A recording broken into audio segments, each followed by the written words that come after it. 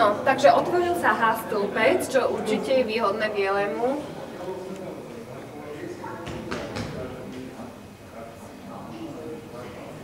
Takže možno by sme mohli pozrieť, jak to šlo za radom po G5. Takže, dobre. G6, no, tak ten čierny našiel nejakú, ešte nejaké ťahy, ktoré hneď neprehrávajú, aby som tak povedala.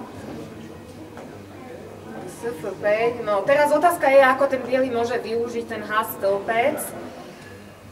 Problém, ktorý má, je, že G5 pešiak visí, hej, takže také ťahy ako väža H1 hneď nefungujú, pretože Sg5 a potom vlastne už tá dáma môže sa zapojiť do obrany cez F6 a podobne. Takže taká prvá vec, čo ma napadá, je nejak tú väžu cez D4 na H4 dostať, ale neviem, či to funguje.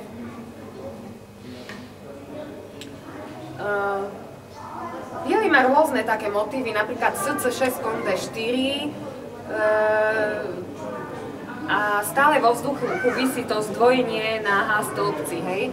Pokiaľ aj to nefunguje hneď, ale ten čierny musí stále rozmýšľať, že v každej a jednej pozícii to môže prísť. Takže neviem, no, možno SC6 a kon D4 treba spočítať, jak to vychádza. Bielý zahral kon D4 hneď. This is a repetition. Look. Aha.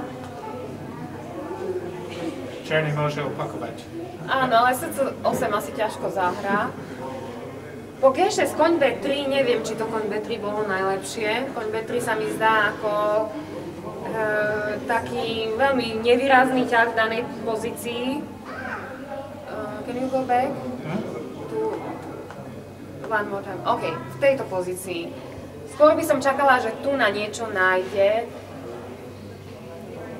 No neviem. F4, potom väža H1. No možno, že aj F4 a potom väža H1 dáma H2.